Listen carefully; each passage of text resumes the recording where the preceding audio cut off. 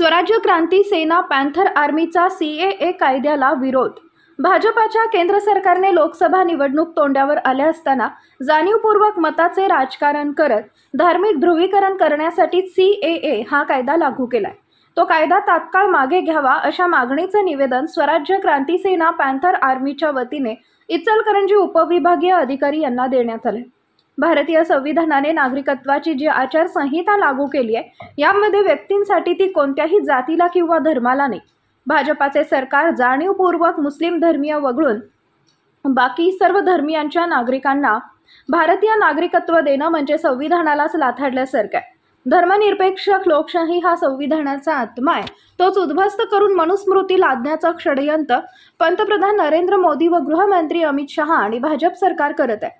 हिंदू राष्ट्राच्या नावाखाली या देशातील मुस्लिम धर्म वगळून अल्पसंख्याक समाजातील भावा बहिणींना अन्यायकारी कायदा लागू केला आहे। केंद्र सरकारने लागू केलेल्या सीएए कायद्याला विरोध असून हा अन्यायकारी संविधान विरोधी कायदा तात्काळ मागे घ्यावा, अन्यथा केंद्र शासनाच्या विरोधात देशव्यापी तीव्र आंदोलन करण्याचा इशारा या निवेदनातून देण्यात आलाय। या निवेदनावर स्वराज्य क्रांती सेना पॅन्थर आर्मीचे राष्ट्रीय अध्यक्ष संतोष आठवले, कोल्हापूर जिल्हा अध्यक्ष जयसिंग कांबळे, महाराष्ट्र प्रदेश उपाध्यक्ष तौफिक किल्लेदार, राजू खान पेंडारी, ना कांबळे, सलीम संधी यांच्या सही आहेत। पॅन्थर आर्मी स्वराज्य क्रांती सेना संस्थापक राष्ट्रीय नेते आदरणीय फिरोज मुल्ला सर यांच्या आदेशानुसार काल भारताचे पंतप्रधान आदरणीय नरेंद्र मोदी यांनी जो सीएए कायदा लागू केला त्याची अंमलबजावणीचे निर्देश दिले गेले। हा जो कायदा आहे 2019 मध्ये पारित झाला, पण गेल्या 6 वर्षापासून याची अंमलबजावणी झाली नव्हती।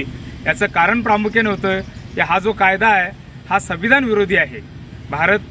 भारत शासन, भारत सरकार हे धर्मनिरपेक्ष राज्य असताना, संविधानामध्ये धर्मनिरपेक्ष राज्य असताना या ठिकाणी केवळ मुस्लिम धर्मीय वगळून इतर धर्मीयांना सीएए कायद्याअंतर्गत या ठिकाणी केंद्र सरकारनं हा कायदा लागू केलेला आहे। हा कायदा एकतर्फी आहे, हा कायदा मुस्लिम धर्मीयाच्या विरोधात आहे आणि याच्यानंतर सीएए आणि एनआरसी हे संलग्न आहेत। यदाकदाचित एनआरसीच्या माध्यमातून तुम्हाला ज्या वेळेला तुमचं नागरिकत्व सिद्ध करण्याची पाळी येईल तेव्हा तुमचा महसूल पुरावा तुम्हाला दाखवावा लागणार आहे आणि हा महसूल पुरावा या भारत देशामधले भटक्याविमुक्त जातीय जमातीमध्ये महसूल पुरावा या ठिकाणी आढळत नाही, मुस्लिमांच्या मध्ये आढळत नाही आणि जे भूमिहीन आहेत मग त्याच्यामध्ये ओबीसी असतील, एससी असतील, एसटी असतील आणि धार्मिक अल्पसंख्याक असतील, याच्यामध्ये भूमिहीनाचा मोठा एक जनसंख्या या भारतामध्ये आहे आणि म्हणून महसूल पुरावा हा जर गृहीत धरला गेला तर मोठ्या पद्धतीनं भारतामध्ये या ठिकाणी त्यांचं नागरिकत्व सिद्ध करायला अडथळा निर्माण होणार आहे आणि हा कायदा संविधान विरोधी असल्यामुळं आम्ही याचा या ठिकाणी प्रांत कार्यालयाच्या समोर जाहीर निषेध करत आहोत। आणि या संदर्भातलं आपण लेखी निवेदन आमचे कोल्हापूर जिल्ह्याचे अध्यक्ष आदरणीय जयसिंग कांबळे साहेब, महाराष्ट्र प्रदेश उपाध्यक्ष तौफिकभाई किल्लेदार, त्याचबरोबर आपल्या सोबत आलेले सलीम संधी या ठिकाणी शिष्टमंडळाने आता संजय काटकर साहेबांना, नायब तहसीलदारांना आपण निवेदन दिलेलं आहे। या निवेदनाची दखल राज्य सरकार, केंद्र सरकार आणि राष्ट्रपती कार्यालयाने घ्यावी आणि हा कायदा त्वरित हा कायदा रद्द करावा अशी आमची मागणी आहे। जर सरकारने याची दखल नाही घेतली तर मोठ्या पद्धतीने देशामध्ये जन आंदोलन उभं केलं जाईल, याचा आमचा गर्भित इशारा आहे।